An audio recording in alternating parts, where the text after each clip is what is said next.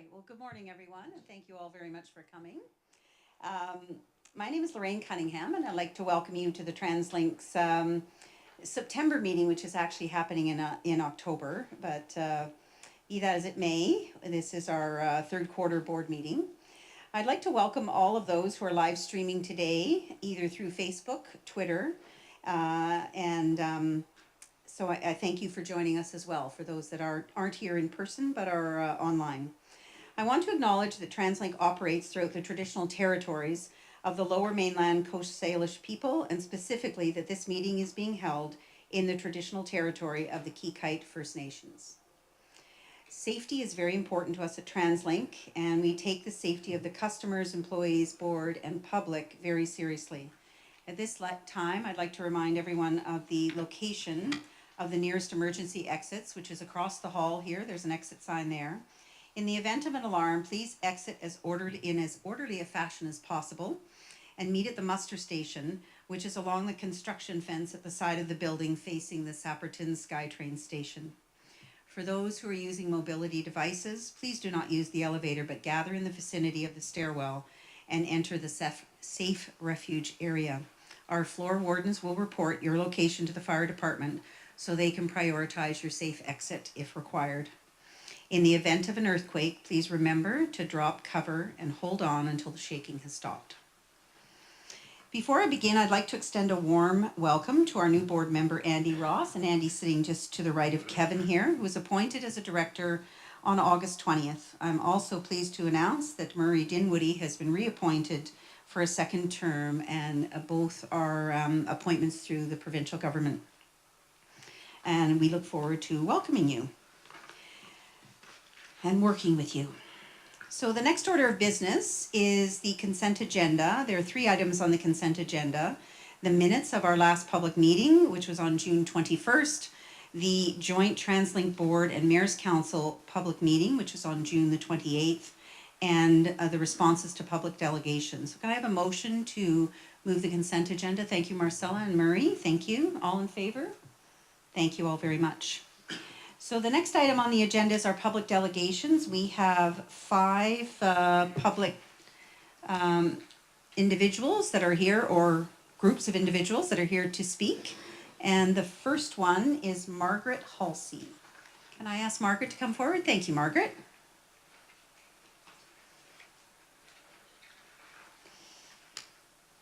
Welcome. Now, Gigi has a iPad here with a timer on it, and she just sets that for your guidance to help you kind of manage your time, okay? Now, you're welcome to sit down, and if you actually just push the button on the microphone, then that the red light will come on so that you can actually, everyone can hear you okay. Does it work there? Okay. There we go. Yeah, okay, great. Thanks, Margaret. Hello, everyone. Thank you for allowing me to come and speak to you today. Am I loud enough? Just move it a little bit closer to you. There you go. All right, great. That's perfect. Thanks. I'm here today to ask you to consider changing the dogs on transit policy. The current policy allows dogs only if they're small and they can be contained in a container that can sit on your lap or under your seat. It also, of course, allows service dogs. I'd like the policy changed to include all dogs under the control of the owner-handler allowed to ride in non-peak times. 4 years ago, I presented to the board. Some of you are brand new people, I've never met you. So that's why I decided I'd come again and talk to you. I was well received last time when I spoke to the board. Since then, however, there's been many issues for TransLink. Go back as far as the Compass card introducing, and the Millennium line, and many other things, and changes in staff, changes in the board, and so now I'm here again. The current staff that I'm in contact with have told me that there's been lots of work and lots of information has been gathered on this, and they're getting close to presenting something to you, and they know that I'm going to speak. 4 years ago when I presented to you, I asked for the policy to be changed, and I also added some conditions. I suggested that it should be, of course, only at non-peak times, We don't want gazillions of dogs in rush hour. Also, I suggested dogs to wear a muzzle and wear a jacket. And I had suggested back then that they pass a test to show that they are people friendly, good manners, etc., can sit down, lie down. In Toronto, Calgary, Seattle, and many other North American cities, dogs are allowed on transit with no restrictions other than in non-peak times. And in Europe and the UK, they're all also allowed. I always find it strange when I come back from visiting any of those places and I see dogs on transit there and I don't see any here. Vancouver is a dog-friendly city. Policy similar to those locations seems like a reasonable thing to ask. As these cities do not have the restrictions that I've asked for before, this time I'm asking just for this policy to be changed to one similar to those in those cities. That being all dogs allowed on transit under the control of their handler or owner at non-peak times. I'd like to see a pilot project, and then if that works out, change the policy. If it doesn't, then allow the dogs with the restrictions that I've suggested, and then monitor it again. I'm supposed to be 2 minutes. Oh, that's good, I am. Of course, not everyone likes dogs. And so there's some people that are allergic to dogs, and some people are afraid of dogs. And so changing the policy has some hurdles to jump or some issues to clear. Allergies to dogs and fear of dogs are quite common. Yet dogs in small cages and service dogs are allowed on transit now, and so those with allergies and fears have found a way to find a balance with it and ride the trains and buses safely. And also in other cities, they've been able to do it. Having the dog wear a muzzle can also help those that have a fear. Having the dog wear a jacket is also why I suggested that, is because the jacket will keep back the dander, and the dander is what the people are allergic to. Also, having dedicated trains and buses for the dogs and their people, of course, would benefit to those that have allergies or fears. They just would watch for those cars and not take them. And yes, what if a dog defecates on the bus? Oh gosh, nobody wants that to happen, and it probably wouldn't happen because responsible dog owners would be the ones that are taking their dogs on the trains, and they will have trained their dogs. However, it could happen. So every dog owner would be prepared to clean up after it, just like they do outside, and to carry something with them so they can do that. What about number of dogs? Oh my gosh, is this going to mean there's going to be thousands of dogs on the train and you won't be able to get a seat? I don't think so. You might think that everyone will want to do this. How many dogs will ride the train? Riding with your dog appeals to and will benefit lots of people.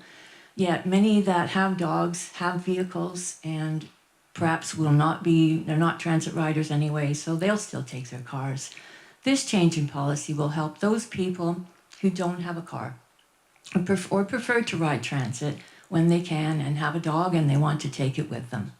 Myself, I just live up the hill here in Sapperton, and I know this area inside out and backwards because I'm always walking my dog in the area. I do have a car, and I do take my dog in the car when I need to get to a park that's not on transit. However, if I want to take him to a place that was on transit, I would absolutely prefer to take him on transit.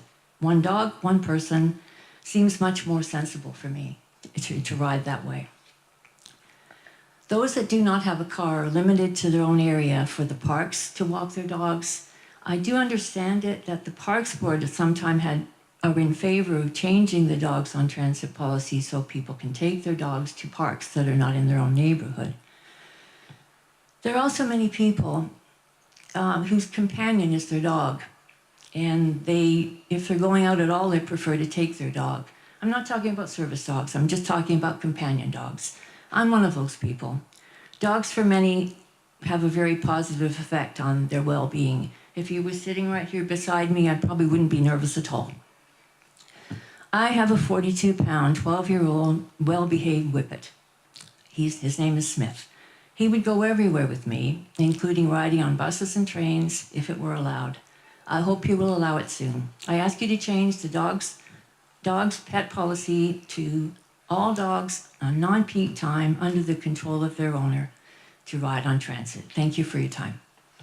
Thank you, Margaret. And Kevin has a few comments in regards to your presentation. Thank you, Margaret. Very much appreciate your testimony this morning and your various different suggestions. We will certainly continue to take those into account. As you mentioned at the outset, I know you've been in contact with our folks. We are working really diligently in trying to understand what is best for the system, what's best for all of our customers, and we will be bringing back to the board fairly soon our proposals on any, if and any, changes to our pets on transit policy. So appreciate your continuing input and interest in this, Okay. and your good suggestions. Thank you very much. Thank you. Thank you, Margaret. Can I ask Vivica Ellis to come forward?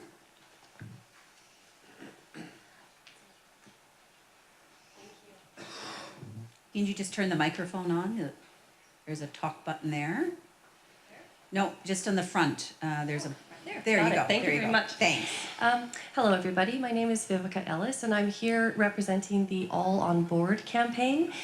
We are advocating for free transit for children and youth from 0 to 18, and for TransLink to introduce a sliding scale pass for all communities to access the system. But I'm here today to also, in the middle of I Love Transit Week, because we do indeed love transit, to talk about barriers to accessing the system that many vulnerable youth experience. And I'd like to introduce today Ashley Crossan, Chilene Moon, and Breezy Ariel Hartley, and we will fit into our time frame. 3 former youth in care that have a very, very important stories to share today. And if possible, I'd like to hand out these brochures while they speak. Next is Ashley. Hi, my name's Ashley Crossan. Transit fines have ruined my life. As a youth in and from care, I aged out with little to no support, which meant taking transit was almost very unaffordable at times, meaning I had to hop the SkyTrain or take the 99 for free to get to necessary appointments. Sometimes I would get stopped by transit police and issued a $175 fine. Unfortunately, I couldn't pay the fines within the 30-day period, which meant they would incur the additional fees, and I couldn't pay that within the time limited, which meant they went to collections. So now I'm stuck with lots of fines that have gone to collections where I aged out of care with a perfect credit rating. Now, because of that, my credit rating is poor, which doesn't allow me to apply for things like a credit card to build my credit rating back up or help me pay for my fines. It doesn't allow me to get a cell phone without having it being prepaid, and I can't get my driver's license, which doesn't allow me to get a car so that I can drive and be more independent. I'm asking that there's a sliding scale so that people like me who live on a fixed income can afford to take transit, not incur fines that go to collections. Thank you, everyone. Hi, my name is Chilene, and well, when I was a kid, my mom would always buy like bus passes for me and my 2 younger siblings, but because of that, she didn't always have money to last for food for like every month, well, like by the end of the month and stuff. And then when I was 12, I went into care, and then I moved far away from everything I knew growing up. So when I went into high school, I didn't have any friends. And I would walk from 57th and Night down to like Britannia and back every day, which is an hour each way. And eventually, like, I would get too tired to walk all the way back home because I was too scared to ask for a ride, and my foster parents didn't give me bus fare. And so, like, one time I only made it like halfway back to my house, and it was like raining, and I was really cold and tired and hungry. So I like had to find an undercover area to like spend the night. And that started me running away from my foster home. So I would like, as a teenager, I'd walk a lot and hardly sleep and hardly eat. And that made my stomach shrink, and it would take me like an hour just to finish a plate of food. So, and it took like years to be able to like have my stomach grow back and be able to eat normally. But I really think that if I had bus fare, I wouldn't be running away all the time because I'd be able to get places to see people. And so I just think free transit for like kids and kids and youth is really important. Hi, I'm Breezy.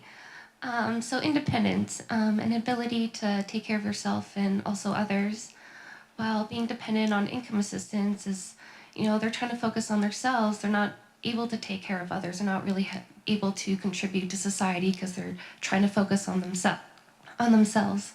So with trauma on the streets, unable to financially apply to jobs because you have to pay money to go and apply for jobs, unable to go to my psychiatrist who helps me mentally so that when I'm mentally stable, I'm able to work at a job. I'm unable to get free food because it costs me money to get free food when I really just need free food. I'm unable to go to any free resources that is funded because free will always cost money. It costs me $3 to get there and $3 to get back. I would get the Compass card, but I don't have the $6 to save me money. I want TransLink to be the transition into independence because when I was working at a minimum wage job on crutches, I was unable to do that. So I just want there to be mercy for people who are unable to do it. I just wanted to add that our third ask today is for amnesty for all minors with debt, TransLink debt, that is preventing them from getting driver's license. We would like that debt forgiven, and also forgiven for adults when it was accrued as minors. And ultimately, we would like to discuss seizing the ticketing of minors with these $173, $176 fines. It's way more than a parking ticket, and it doubles so quickly. Youths are sometimes taking risks and sometimes doing things, and we need to protect them from this extreme risk of bad credit that impacts them in so many ways as they're just trying to emerge into adulthood and get jobs and get student loans and go to school and become really solid members of our communities. Thank you very much for all the time. Thank you very much.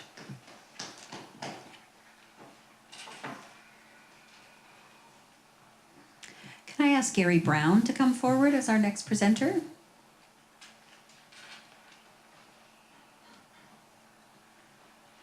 Gary? Okay, I'll move on to the next.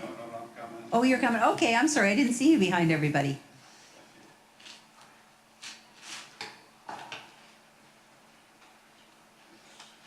I think this is that on?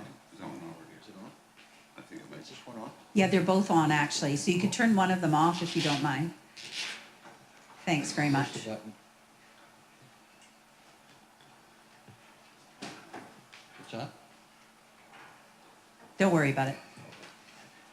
Hi. Hi. My name is Gary Brown, and I would like to thank Kevin Desmond and Lena Marshall for saying that they want us to keep TransLink accountable for different things, and at a stakeholder meeting they made that statement. I'm here talking about taxis. In 2013, TransLink brought forward a taxi program, and it's 2018 now, and the stuff that's in your policy has not been accounted for. They've had obviously door-to-door service for handy dart, doesn't happen. Tie down safety, doesn't happen. All kinds of issues to do with the tax, doesn't happen. And now we're issuing more and more taxis for handy dart, and it's not really acceptable because they don't look after our safety at all. And now that there's a new policy that you're charging out taxis for a minimum of probably 6 hours a day doing handy dart service, and it started probably in the fall of November 2017, and it's doesn't seem to work. The taxis are not available when we need them. You know, it's, TransLink pays a lot of money for the taxi service, and when we need them for the handy dart, they're not there. And it's, as a taxpayer, I'm appalled at the amount of money that we pay to taxis, and we don't get the service we deserve. And there's another issue about taxis, like handy dart. When I book a ride, they if they're busy, they file it over to the taxis, and then at the end of my window, I'll phone and say, "Where's my ride?" And the dispatcher says, "It's gone to a taxi." I said, "Well, there's no taxi comes." So then they phone the taxi department, and then they say, "It's been denied. They're too busy, or they just don't accept it." And then the dispatcher gets frustrated.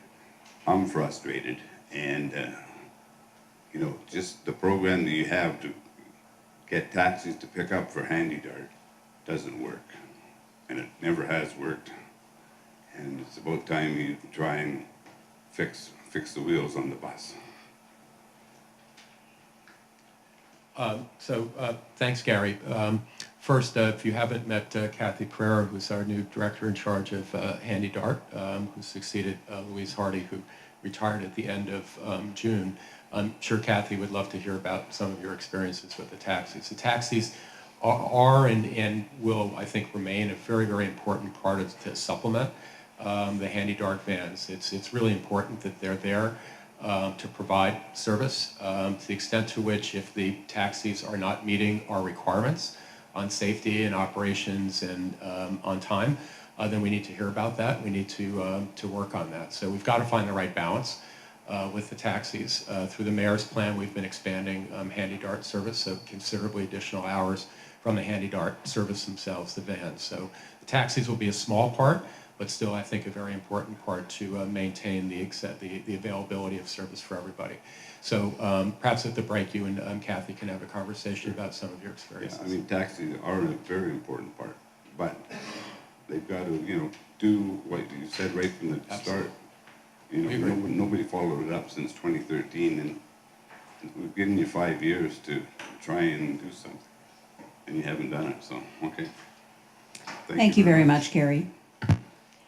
Can I call upon Daryl Lim now to come forward?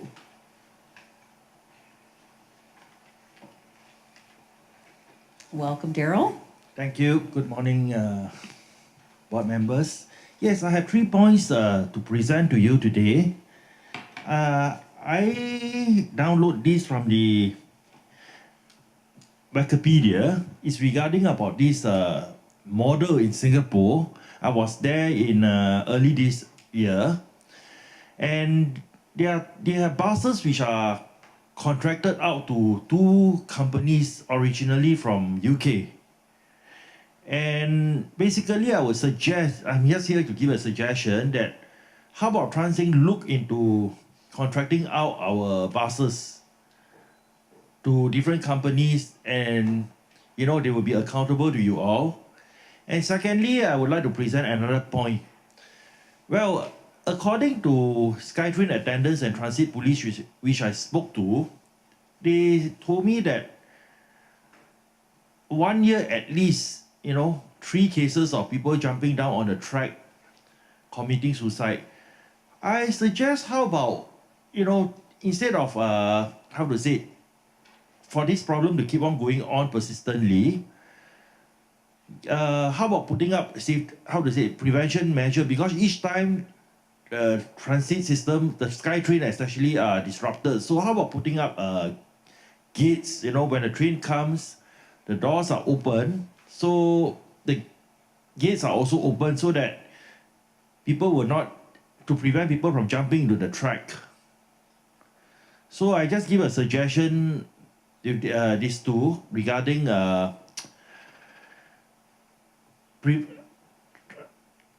suicide prevention on the transit. Just like example,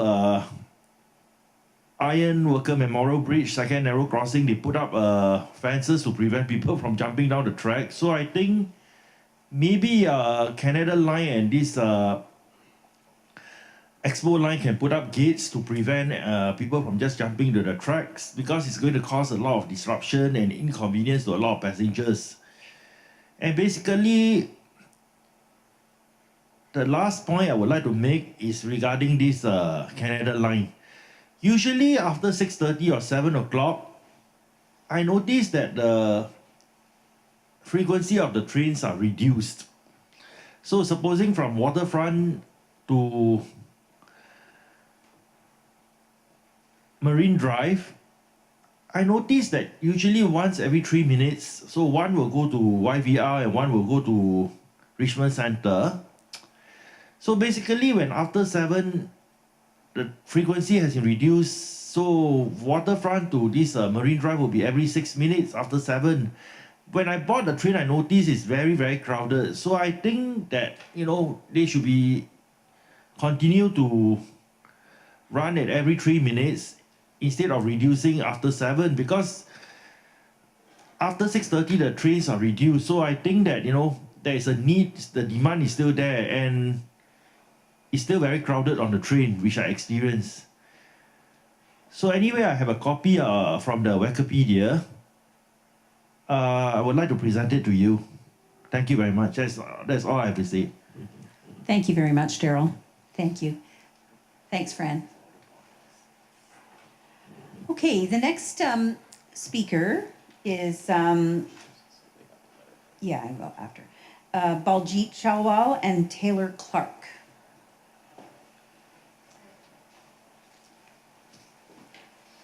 Now, I wanted to just mention that a gentleman by the name of Harb Kular was going to present as well today, but instead chose to present a letter to the board. So we have that letter on hand, and there will be no presentation in regards to that. So we have the letter from Unifor. Okay, thank you. So, thanks. My name is Taylor Clark. I'm counsel for Beyond Travels, Inc. With me is Baljit Chahal, who's the principal of Beyond. The board has before it 2 applications for an independent transit service. Sorry, the board has before it 2 applications for an independent transit service proposed by Beyond. Just for the benefit of everybody here who might not have read all the reports, Beyond's going to be proposing a fairly new business idea, and the overarching goal is to get people out of their personal vehicles, and the focus is on people who are commuting to UBC. So there's 2 applications. One is basically along the existing Broadway corridor, and then the other is a direct route from Surrey, the Surrey area. Would be a few pickup places, and then dropping people off in UBC, and then going in the other direction as well. So I assume the board has read the reports. We really wanted to be here to address any concerns that the board might have about either of the applications, and acknowledge that there was some misunderstanding with Beyond. If they could do it again, they would have come and sought the board's approval before going to the passenger transportation branch, because as it is, he's already got the vehicles, and right now they're sitting idle because he's waiting for TransLink's approval. So yeah, the goal of this proposed service, and it's going to be a sort of work in progress for a little while, but the overarching goal is to get people out of their passenger vehicles, reduce emissions, reduce road congestion, and certainly Beyond is willing to engage with the board and with management about the conditions on which that can proceed. Okay, thank you very much. It is on our agenda for later on in the day, but I appreciate you coming and making your presentation. And we have read all the materials, so we're going to look forward to our debate during our meeting. Okay. Is it appropriate for us to hang around if there's any questions? You're welcome to stay. It's an open meeting, and you're welcome to stay. I don't know that you're going to be engaged in answering questions during our board debate, but all your materials have been presented to the board, so. Okay. That's great. We'll be here. Okay, thanks. Thank you. Thank you very much. All right, so that completes our public delegations, and I thank you all for taking the time to come and present to us. It's always interesting when we receive information from members of the public and our communities so that we hear what's on people's minds. So with that, I'm going to, I think we are probably fine not to take a break. So I'm just going to move it to Kevin now, and he's going to provide his CEO report.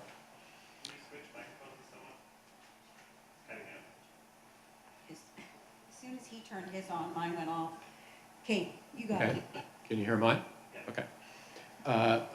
Thank you, Madam Chair, and members of the board, and our audience and public today. As always, I've got a fair amount to run through. I'll go fairly quick on some of the things that have happened and some developments since our last board meeting. First of all, on September 4th, we were proud to help host Prime Minister Trudeau and Premier Horgan on a SkyTrain trip out to Surrey for an announcement by the Government of Canada and the provincial government of the approval of the business cases for the Surrey-Newton-Guildford light rail line and the Millennium Line extension, the Broadway subway, some $3 billion in combined federal and provincial funding. Really the end, in so many ways, of a very long process to get to these critically important transit expansions in our system. They built on the momentum of the June 28th joint meeting of the Mayor's Council and the Board that approved the regional financing associated with the second phase of the Mayor's Plan, including the Surrey Light Rail and the Broadway subway. With those business plans approved and all the funding secured from our senior government partners, we have now moved forward into the procurement process. And the update on the procurement process, the request for qualifications for the Surrey-Newton-Guildford light rail line were issued on September 5th. And those RFQ proposals are due in November. We will then shortlist proposers and spend the better part of next year in a request for proposals process leading to the selection of the proponent. The Millennium Line extension, the Broadway subway procurement, we expect will begin later on this year. That project will be delivered by the province, but obviously in very, very close association with TransLink and British Columbia Rapid Transit Company. So we are moving forward. Secondly, I think sort of from one celebrity to another with Prime Minister Trudeau and Premier Horgan, we moved to Seth Rogen. We had, I think, a great outcome. I think most everyone around the table certainly is aware of our engagement with our homegrown movie star and comedian. Seth began to be the voice on our system on the bus and rail network on July 27th. We've had, I think, a good experience with this. So far, we've had 17 different public messages, public service messages broadcasted throughout the system. And the messages were, and all of them recorded by Seth, and the messages actually were developed as a result of feedback from our customers, from social media. These are the types of complaints and issues that our customers tend to have on our system about passenger etiquette. And Seth, I think, has been a great voice to reinforce the importance of that kind of etiquette in the system. So far, we've released 3 different batches of the announcements, and the second batch, in fact, was sort of crowdsourced. We actually asked the members of the public through social media what messages they would like to put out. We got something like 2,000 votes via Twitter. So this has been a good, I think, good project for us. We got obviously a lot of national, if not international, attention, but more importantly, it's a great way to engage our customers and with the general public, and most importantly, highlighting some important things in the system from a customer standpoint. The messages will continue to play out through the end of this month. On May 22nd, you'll recall we launched our so-called Tap to Pay program, making our system through the Compass system available, just tapping your chip-enabled credit card or your wallet on a phone if you have a wallet. Through today, we're averaging about 7,500 unique cards each day. So in other words, 7,500 people are tapping in using those devices, about 10,000 transactions a day so far, 2.5 million taps. representing something like $4.5 million in revenue as a result of this new feature. In the context of our daily boardings of 1.2 plus million a day, 10,000 transactions is a small amount, but it remains, I think, a growing niche, very important for people that are irregular users of our system, visitors and so forth. So I think it's opening up and expanding the ability for many people to use our system that much more easily.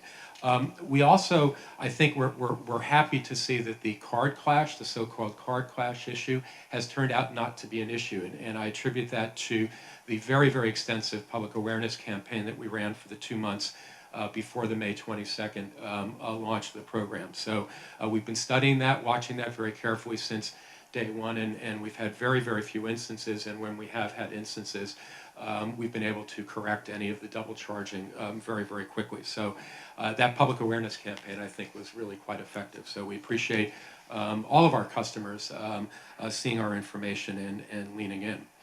As you know, 4 times a year, we announced service changes on the bus network. And on September 3rd, we implemented more service as a result of the Mayor's Plan Phase 1 expansion. Some 100 more bus trips, allowing over 6,000 boardings on about 20 routes were all improved in September. So it's the ongoing rollout of the expansion of the bus system. So far, we've added about 250,000 hours, annual hours, bus service going forward. And, hats off again to CMBC, Coast Mountain Bus Company, with the extraordinary job they have done to onboard a lot of new transit operators. You'll hear from Mike McDaniel in his report more about that. And with these expansion in services, they're coming none too soon as ridership continues to soar in our region through August. Year-to-date, transit ridership is up. Boardings are up 6.8%, continuing now what's going on about a 3-year trend of North American leading transit ridership. Ridership is up on all modes of our service and by robust amounts, and in fact led by the bus system. Bus ridership year-to-date is up 7.3%, Expo Millennium Line 6.2%, Canada Line 5.4%. C-Bus 6.3, West Coast Express, after Evergreen Line opened, as we expected, ridership fell off on West Coast Express because people in Coquitlam and Port Moody have now a choice on whether to use SkyTrain or West Coast Express. But we're very pleased to see that the ridership has rebounded quite robustly, just going to show that the demand for that service is very strong and will be growing. And Handy Dart ridership is up 5.6% year-to-date as well, again, thanks to the Mayor's Plan and the additional resources made available for Handy Dart trips. Last month, we issued jointly a report, the Integrated North Shore Transportation Planning Project, which we lovingly call INSTEP. This was a close to a year-long process, working very closely with the 3 mayors on the North Shore, with MLA Bowen Ma, MP Jonathan Wilkerson, as well as members of the Tsleil-Waututh and Squamish First Nations, to look at comprehensively the transportation issues on the North Shore. If you're paying attention to North Shore news, if you live on the North Shore, there's a lot of talk about the difficulties of transportation. The INSTEP process was a great model of all sort of elements of the problem being part of the conversation. It wasn't a transit planning project. It wasn't a road expansion project. It wasn't a land use project. It was all of those together, where we looked comprehensively at what's driving the transportation issues on the North Shore, what short, medium, and long-term ideas we could generate to help mitigate some of the challenges. We all concluded, and the report is very clear, there are no silver bullets. There need to be some near-term actions. There need to be some long-term considerations within the context of improving transit to and from the North Shore, improving some of the roadway connections on the North Shore, and further linking transportation capacity with land use planning on the North Shore. So hats off to Jeff Cross and his team, Maria Sue and her team. They did really, really good background work to support the effort. We like to think that it does create a potential future model for some of our sub-regional planning efforts, and we very much are committed to continuing to work with the cities on the North Shore and all levels of government to help implement the recommendations of the INSTEP process. So a good model and so far a good outcome, but I think after the municipal elections and the new councils and mayors on the North Shore are put in place, we need to start digging in on figuring out how to implement those various different recommendations. Open innovation call, you will hear from Jeff Cross later in the agenda. I will just say we launched our first open innovation call in spring of 2018, looking for innovative ideas to improve mobility in the region with a theme of seamless integrated mobility. We received 90 proposals from private sector, from academia. It was very exciting, and again, I'm just teasing for Jeff's presentation. I think it's a very important new approach that TransLink can bring innovation into the services that we provide to the public, hopefully at a very low cost, in that we are leveraging private sector ingenuity. Lastly, I want to be able to announce that we've got two new transit information, public information services that will be starting over the next 2 weeks. Very, very important feature to any transit system in this day and age is being able to provide real-time and accurate information on the status of the system through our alerts. We send out alerts through various different platforms, Twitter, text message, email, and elsewhere over the internet. We've had challenges with our alert systems. It has not been as accurate or as timely as we would have liked. We've been working over the past year on what we call our transit alert management system.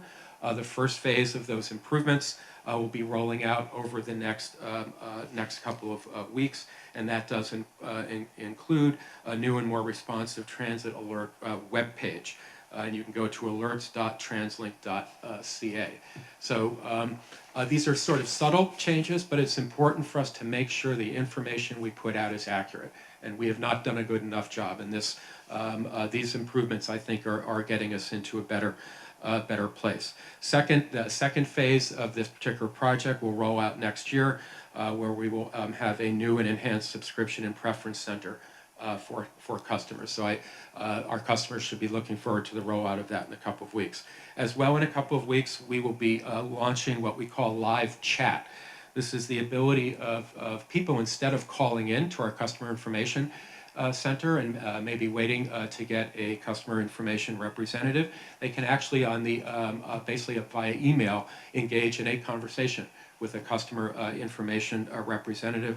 Oftentimes that's easier for people to do than calling in. It is a benefit for people with hearing impairments as well, that they have better access to our information. Live chat is a somewhat common customer information tool, customer engagement tool in the banking and telecom industry.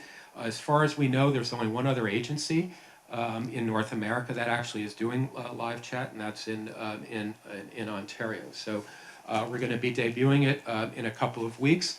We'll probably be working out the kinks initially in the system, because it is new to us and new operationally, but it is a great new addition to the program. And lastly, we are wrapping up at the end of the week I Love Transit Week. You've heard from the delegation a little bit. This is the week where children 12 and under are able to ride transit for free. Great way to introduce young people to the system, and as usual, you get a very nice response. And that's my report, Madam Chair.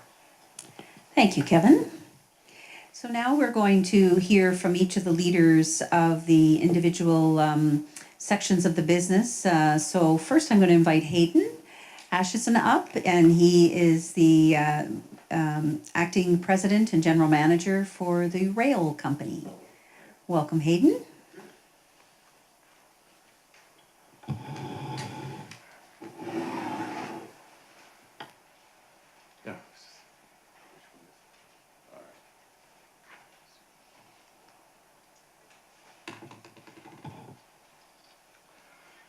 Good morning. I have a brief, a brief presentation this morning, tracking through some of the risks and challenges as we look forward and back in a quarter. So, sorry, my voice will clear up as we go along. I'm going to begin with escalators, an ongoing challenge for us as we manage it. We really understand the concerns of our customers. We get a lot of complaints from customers on the reliability of our escalators. We're concerned about that. Our goal, of course, is 100% reliability 100% of the time. Easy for me to say, very difficult to execute. We don't try to make excuses. We try to put principles of continuous improvement in place, but it's a difficult project as we move ahead. I have some history, although I'm new at rail, I have some history at C-Bus, of course, with the escalators, 40-year-old escalators, very steep inclines. Customers would complain to us on a continuous basis when they would show up and there's 4 escalators, 2 are not working, and the 2 that are working are down escalators. And they would say, why don't you flip the switch and make them up escalators? And the reason we didn't is because our contractor advised us that if we changed it to up, the parts would disintegrate. And that's the age and difficulty of the parts. And so as we move into rail and the Expo line's 30 years old, the parts are hard to find. So I'm just going to refer to my notes a little bit to make sure I cover and not deviate too much. So what are we doing about it? Over the next 5 to 10 years, our escalator replacement program will see the replacement of every escalator on Expo and Millennium lines. Millennium lines are not as old, but still are reaching the end of their life and are included in our 5 to 10 year replacement plan. We have increased our proactive inspections and maintenance on every escalator in the system. It's inspected 12 times a year as part of our preventative maintenance schedule, and this occurs on a monthly, quarterly, and annual basis. When an escalator goes down, sometimes the fix is quick, and sometimes it takes us a long time to get the parts. The parts are overseas. The parts sometimes need to be rebuilt, and so what we anticipate to be a short-term outage sometimes turns into a long-term. Frustrating for us. We're working with our suppliers to see if they can inventory more parts, but the parts are not in high demand, so it's a challenge. We face recruiting problems for qualified escalator technicians, so hard to get the contractors to provide technicians on short-term notice. We have 17 of our own, and we started an apprentice program a number of years ago. We have 7 employees on apprentice, 1's graduated. We have 6 to go in the next year or 2. They should be ready, and that will help. As I mentioned, we're employing continuous improvement principles to find better ways to conduct our maintenance, to do our inspections, and deploy our staff in the most efficient way within our budget. We have dedicated schedulers and planners now to better improve our preventative inspection processes, and we're ensuring our resources are assigned in an appropriate way through the weekend and through the weekdays rather than just weekdays. And as I mentioned, we are having discussions with our suppliers on parts. Performance reporting, we're doing a deep dive at the rail company on all aspects of our metrics and KPI. Performance reporting and escalators is one of them. We want to refresh our data. We believe that improved performance reporting will assist us to better anticipate failures and focus on our maintenance activities in a proactive way if we can. Safety, of course, at the rail, as it was at the bus company and is at the bus company, our number one goal. So I share a slide with you on safety. The trending in both customer injuries and employee injuries are trending in a good way for us, so we're pleased with that. As part of our refresh on performance management, we are going to increase our safety KPIs, perhaps look in the same areas and deep dive a little bit more, and hopefully in future board meetings you'll get a more in-depth safety indicator stats going forward. As you can see on the passenger injuries, we've decreased it. The reason for that, we believe, is the winter 2017 passenger safety awareness campaign that was launched. When we hear of incident types and injury causes such as uneven services, regular maintenance at stations, we get on it right away. We have good processes now to address those concerns. Also, our employee injuries have been reduced. We give some credit to our 2018 Safety First campaign that we started earlier in the year. We believe it's starting to show some success for us. We're shared reporting, and we do in-depth analysis of employee injuries, and we have corrective actions and timelines to be more proactive in dealing with them so that the injuries don't happen a second time. Kevin mentioned the ridership and on-time performance, so I won't repeat those numbers. On the delay side, I'll share with you that our year-over-year delays for both the 16 to 30-minute windows that we measure and the delays over 30 minutes have improved. And so year-to-date for Q2, from the 16 to 30-minute delays, we've reduced from 29 last year to 23, and the over 30 minutes from 11 to 8. So at least positive in that we're trending in the right direction.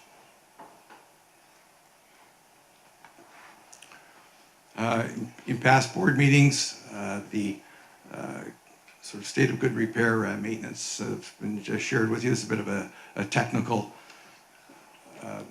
slide when it comes to switch machines and full turnouts. Full turnouts are tied to switch machines. I'm told I'm no expert on that, and 12 turnout components. But just wanted to share with you that we have an aggressive program on trying our very best to be proactive with our maintenance. As you know, a number of the failures are related to switches, and so a number of those bullet points up there are dealing with our switches.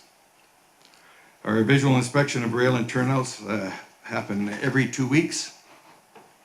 Every quarter now, we have a more in-depth inspection.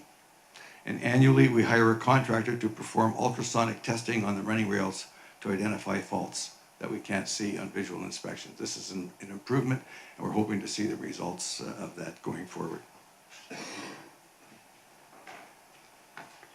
We received our first Mark III new train, which arrived, a 4-car train. As you can see, should be in service by the latter part of December. You may recall I mentioned at the last board meeting that Kingston now has a test track to accept a new train. It requires a fair amount of testing, over 5,000 kilometers of testing and track time.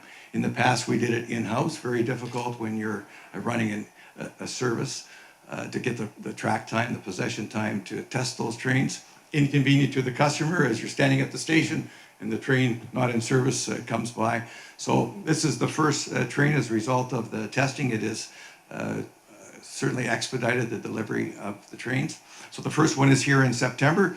So 80% of the testing has been done when it arrives. So why is it taking from September to December? Well, there's a number of reasons. We have another 15% of testing to go, and that's part of our automatic train control to make sure that it syncs. The cars are delivered individually, and so our maintenance folks have to attach them and connect it, and that takes a little while, and then we test them after that. So we're anticipating the first train to be operational in December. In 2019, the new trains will start to be introduced into the system every 6 weeks. And as manufacturing becomes more efficient and our testing becomes more efficient, we're hoping to get a new train every month. This is an interesting slide, and this is the capacity difference between the new Mark III and our old Mark Is. And as you can see, the 4-car train holds 40 passengers more than the 6-car train. So another 10% more capacity for the same kilometers. So an interesting one, and certainly with the growth of ridership that's been projected, this is one way that we can address it. And that's it. Thank you. Hayden, thank you. Murray. Thank you, Madam Chair. Just a question on the rollout of those cars. You said that they're about every 6 weeks. How many cars are we anticipating receiving, and over what period of time will that be? Good. Do you have that number? And so is that, and then there's beyond that, there's another 200 or something like that, isn't there? So the way that the program works, the Phase 1 investment plan, Yes. which was adopted at the end of 2016, allowed us to purchase 56 additional cars, these cars, for Expo Millennium Line. They'll be rolling out, as Hayden said, beginning of this, end of this year throughout next year. Then they'll be fully scheduled into the system late next year, but they will be able to start rolling them out so that we will start, our customers will start seeing improved capacity. Phase 1 plan also allowed us to procure 24 Canada Line cars. Canada Line cars being built in South Korea. Those cars will start arriving in Q1 or Q2 of 2020. In the Phase 2 investment plan that the board and the Mayor's Council adopted in June will allow us to buy some 200 cars, be the largest fleet procurement in TransLink's history. Roughly half of those cars will be to replace the Mark 1s, so we will begin to retire the Mark 1s at that point in time. The other half are for expansion. We are just now initiating, in effect, the early portion of the procurement process. I believe our plan, we will have, looking at Derek, the RFPs out later on next year, I think Q1 or Q2 next year. I don't see Derek in the audience. So those will be arriving sometime at the beginning of next decade. A lot of the, if you remember, the so-called EMUP program, including the cars, but also very significant infrastructure upgrades that we need to accommodate all those new cars. Last thing I'd like to say, you know, coming off the summer, they'll all be air conditioned. Well, I guess the only reason I'm raising it is that a car per month is a 56-month rollout. The train per. Or train. The train, yeah, 4 cars, right. Oh, no, 4 cars, Right, yeah. okay. All right, so yeah, stand corrected. I thought it was 1. Right, yeah. So we had that one delivery, but it was 4 cars, 1 train, but 4 okay. cars. That clarifies it. Thank you. Okay. Thank you, Murray. Sarah? I just want to congratulate Hayden, you and your team on the improvement on the safety stats. It takes a lot of leadership from your team to be able to do that, but it also takes a lot of personal responsibility of every member of SkyTrain. So congratulations to your whole organization for that trend. It's excellent to see. Thank you. I'll pass that on. Yeah, They'll please appreciate do. that. We have a real focus on safety, so thank you. Thank you. Any other questions for Hayden before he leaves his seat? Oh, Murray. One other one, sorry. Just the stat regarding customer complaints per million boardings, I notice it's going up, but is there some specific concern that had caused the complaints to jump year to date from June of last year to June of this year? I'm sorry to spring it on you, but I just... You know, I some of our complaints went down because the noise complaints were down, but, you know, I thought it trended the other way. I'll get back to you on that. Okay, thanks. Thank you, Hayden. So I'd like to invite Mike McDaniel up next. Mike is the president and general manager for the bus company.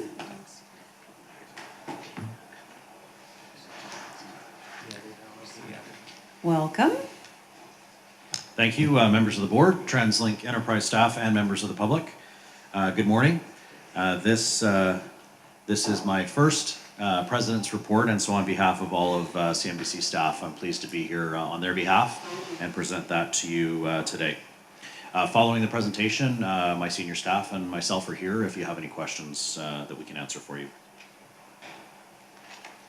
So just looking at the agenda today, we will look again at safety trends. I'll give you an update on 4 different KPIs that we monitor. Bus training simulator to add to our safety training, access transit update, a transit operator resourcing update as well as new fleet deliveries, and finally the night bus district pilot. So to start with, for safety, safety is job one. As many of you know, my previous role was at the P&E, where there was very fast-moving amusement park rides. And what I can tell you is that safety was very important to me there. It will be job one here at CNBC as well for our customers and our staff. So I'm going to walk you through just a couple of these slides and give you a little bit more information on them. I am pleased to report that we do have a positive trend in a variety of safety areas, but again, when it comes to safety, there's always room for improvement, and we will be focusing on that as we go forward. Here you'll see 2 charts showing on the screen a 5-year picture of operator assaults across our system, as well as WorkSafe BC lost time claims. These are January 1st to August 31st for the years 2014 through 18 for a like-to-like comparison from year to year. As you'll see on these charts, we're seeing a positive downward trend. Operator assaults, the rate of assaults per 1 million boarded passengers continues to decline and is currently at an all-time low level. Contributing to these results, the hard work of our safety team and the partnership with Transit Security and Transit Police, the now fully completed Violent Incident Prevention Training, VIP training, for all of our active operators. And lastly, our operator protection barriers are now rolling out across the fleet. All new buses will come with factory installed barriers. 54 is the report, just up to 57 actually as of the other day of the 106 that are coming in. And of course, the retrofit of a number of our existing fleet has already started. Our employee lost time claims frequency was slightly up earlier in the year due to some slips and trips that commonly happen in the January and February cold weather season, but is now trending down. The trend so far is good, but again, given that we are focused on safety here, we need to do better, and we will be looking towards that as we go forward. Contributing to these results, one-on-one meetings between supervisors and employees to provide resources that support their needs real time, and the implementation of our safety management system, which is now effectively complete. And our safety resources are becoming standardized to make them more effective for our employees to understand and to access. Now turning our attention to our customers. The chart at the top right shows our total onboard injury claims and injury rates per 1 million boardings. Again, these are January 1st to August 31st for each of the years shown. This year, the rate of injury claims year to date is down for the second year. We're seeing a downward trend thanks to many safety initiatives, employee programs, and customer campaigns, of course. We have a working group focused on this area, and they have recently expanded their scope to include collision reduction as well as customer injuries. We've also met with the TransLink communications and marketing teams to develop customer awareness programs. The next, which you'll obviously see, is the winter weather campaign that we saw last year. We'll see again this year. The chart at the bottom right shows the 5-year track record for incidents involving buses and cyclists. The red line shows our cyclist incident rate per 1 million service hours, and the blue bars show the total. Again, these are from January 1st to August 31st.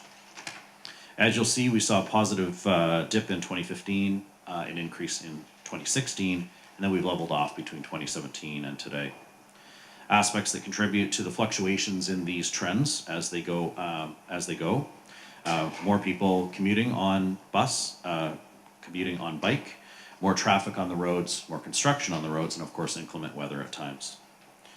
We continue to address this issue through education, awareness, and policy, possibly even technology. We investigate every incident to better understand how we may prevent it in the future. We're continuing our annual distracted driving campaign, specifically to reinforce the fact that all mobility devices, including smartwatches, which are becoming more prevalent, are absolutely forbidden behind the wheel.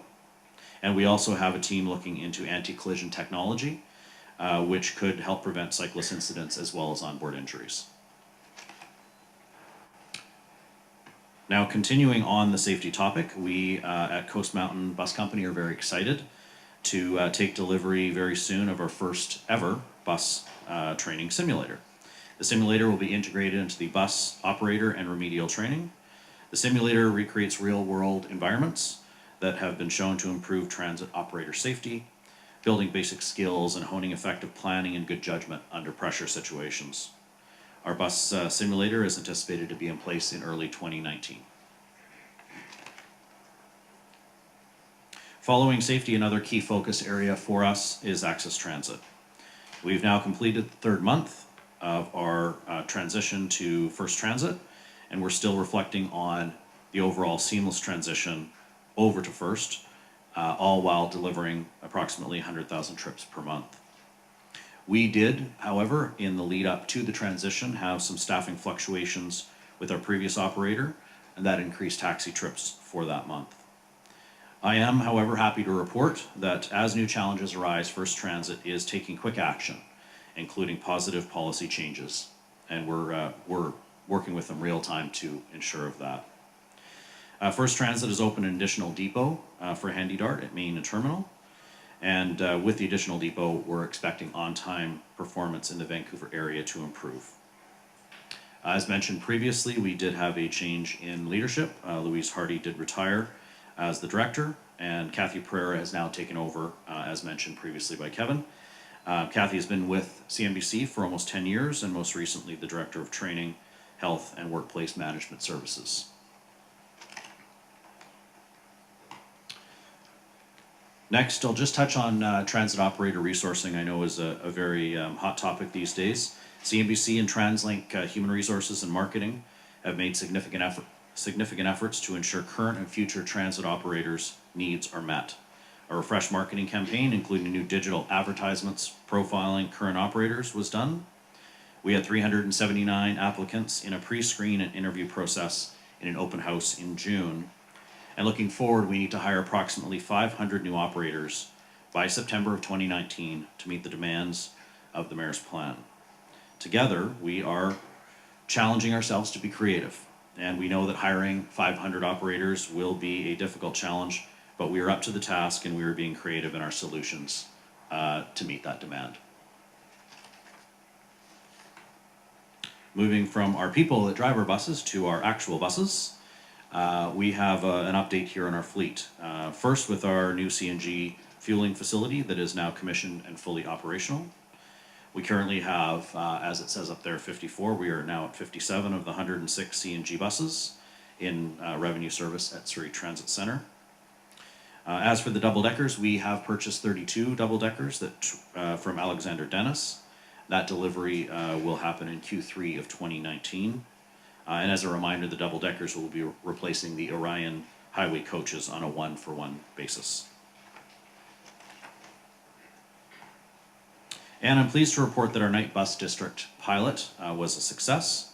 CNB slightly modified the routes for the night buses to allow them to pass through a hub or a district at Granville and Georgia in downtown Vancouver.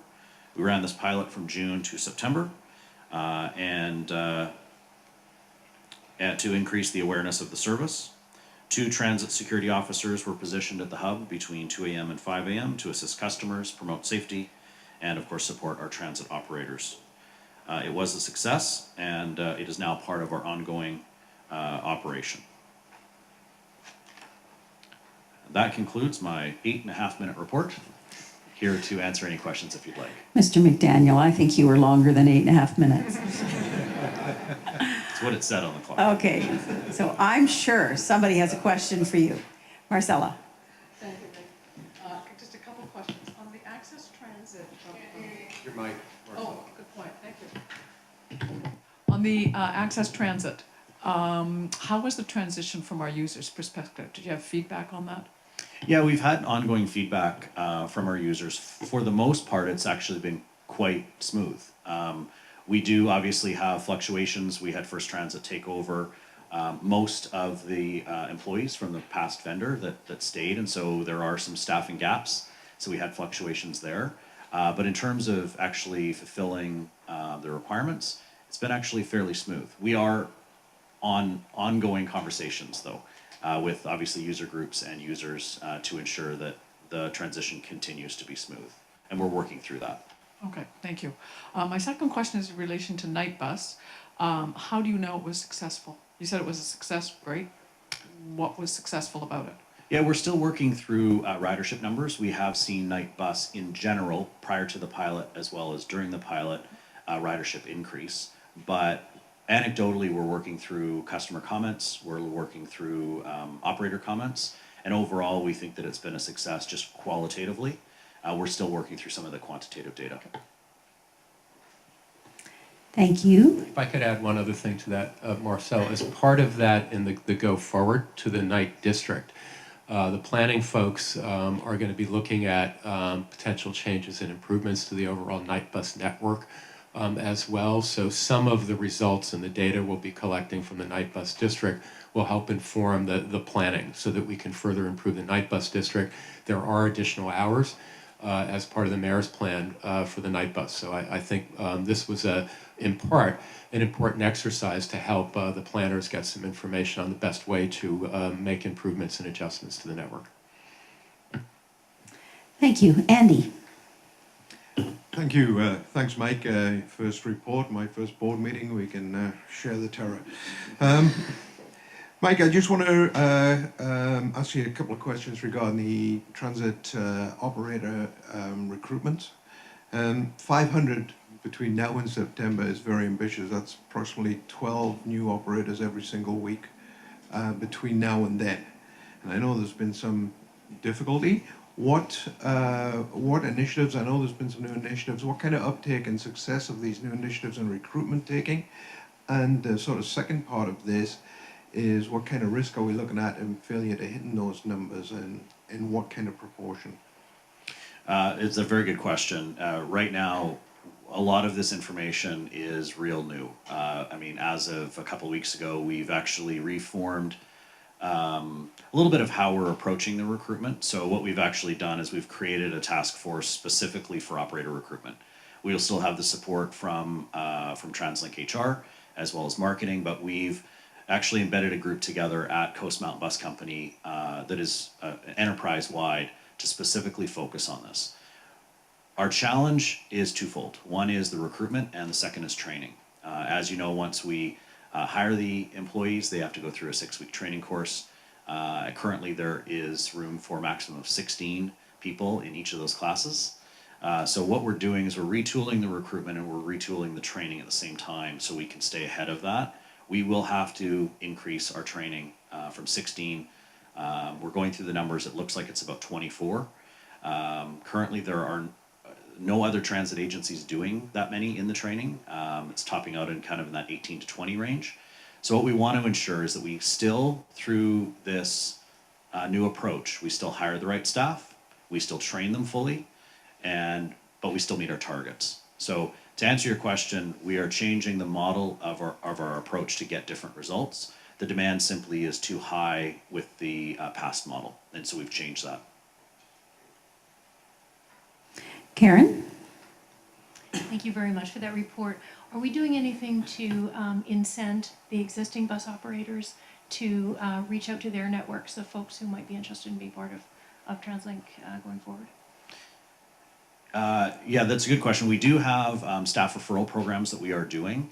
I think on the question generally around advertising that we are hiring, we are taking absolutely every channel that we have, whether it's our current staff, whether it is traditional marketing channels. We are planning a variety of open houses and job fairs as we go through. We do have to increase the amount of applicants that we're getting in, but we're also focusing on is how to evaluate those applicants. And that's everything from testing to interviewing. We're looking at absolutely every aspect of our recruitment process right now to ensure, again, that we increase our numbers without decreasing the quality. Any other? Sarah? Can't thank Hayden and not thank the bus company. Well, as you know, I was going to say, if you didn't say it. I'm really, again, impressed with the focus on safety and looking forward to see how the initiatives that you've laid out have a positive impact on your stats and trends over the next months and year. So thank you. Thank you. And your team. I will pass that along to the team. Thank you. Great. Any other questions before we let Mike leave? Okay. Hearing none, thank you very much, Mike. Thank you. And I will ask Barry Cross, who's our interim chief officer, to come forward on behalf of Transit Police. Welcome. Good morning. Morning. Thank you for having me. Like Hayden, I have to wear my glasses. Doesn't make me a bad person. I'd like to take a few minutes this morning just to highlight some of the initiatives and programs that Transit Police has had underway that I hope you will find informative. The first is to talk about our anti-sex offense campaign. As you know, our 4 priorities for Transit Police is dealing with sexual offending on transit, trying to reduce operator assaults and staff assaults in general, protecting and assisting vulnerable groups, and system resiliency. The program that we're currently running right now is another phase of an existing program that we ran in the previous 2 years. And this is in conjunction with Crime Stoppers, Battered Women's Support Services, BC Women's Hospital, and the Ending Violence Association of BC. And I would just like to acknowledge TransLink Marketing for helping us with this campaign. They've been a great resource for us and have helped us immensely. The campaign focuses obviously on preventing sexual offenses on transit. The ads encourage bystanders and witnesses to report any incidents that they come across that occur on transit and that might make them feel unsafe. The scope of the campaign is quite immense, actually. It includes 300 ads on buses, 330 ads on SkyTrain, 45 ads at SkyTrain stations, and we're also using the LCD screens at all stations. There's 50 ads at bus stops, 16 ads at bus loops, and there's digital ads on both Facebook and Twitter utilizing social media. We've got posters up along the Candle Line stations as well, and as you can see, if you can see some of the renderings in the PowerPoint presentation, they stand out very well, and I think the message comes across quite clearly, and we had great feedback on what that messaging would be and how at least our focus interest groups believed it would be received by the public. That program is running July, August, and September. It will continue on throughout the year, and we will get some metrics on that and hopefully be able to report positively at the end of the year. Next program we have, and this was alluded to by Mike McDaniel, we're doing bus loop patrols. We had some requests for some greater transit police presence around the bus loops. So from May 29th to December 31st, we've been working in a campaign along with Transit Security. We identified 14 bus loops to do these patrols at. They were done based on ridership and crime analysis, where we felt that we would get the best impact.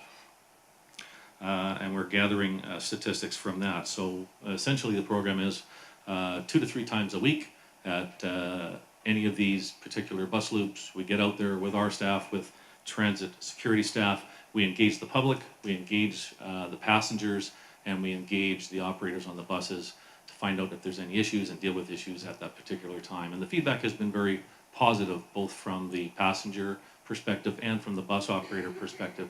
They really do appreciate that double focus from security and police. The next project that we entered into is the first time we've done. This is the Lower Lonsdale project. This resulted from a request for greater presence at the north end of the C-bus along at the bus loop at Lonsdale.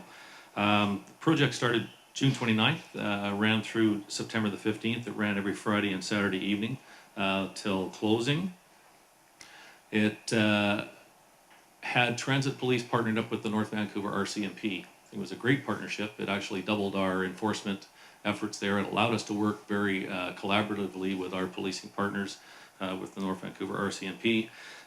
During that period of time, we had over 300 bus checks, 60 patrols around C-bus. We increased our reach over to the FIBS exchange, which has been an issue on and off, as reported by the North Vancouver RCMP. And we did conducting of patrols, answering questions of the public, and again, something that was new to the public on that side and very well received. Lots of positive feedback from the public in and around the Lonsdale Quay and the bus loop, providing that reassurance policing that we try to accomplish on a regular basis. The next project I want to talk about is a pilot that we have going on right now with the New Westminster Police Department. As you know, our scope of responsibility covers 16 different jurisdictions, and there are several detention facilities throughout each one of those jurisdictions, and our officers in their day-to-day business have to understand all of the policies and procedures of intake for anybody that we're going to detain at each one of those. It also means driving a fair distance to accomplish that task day in and day out. We wanted to make their jobs a little bit easier. We wanted to provide some efficiencies. We hope that would translate into greater officer presence on the system by having them not tied up in transporting to all these different jurisdictions. So we now have a pilot project with New West that takes all arrested individuals from Burnaby, Coquitlam, New West, Port Coquitlam, and Port Moody to the New West Detention Facility.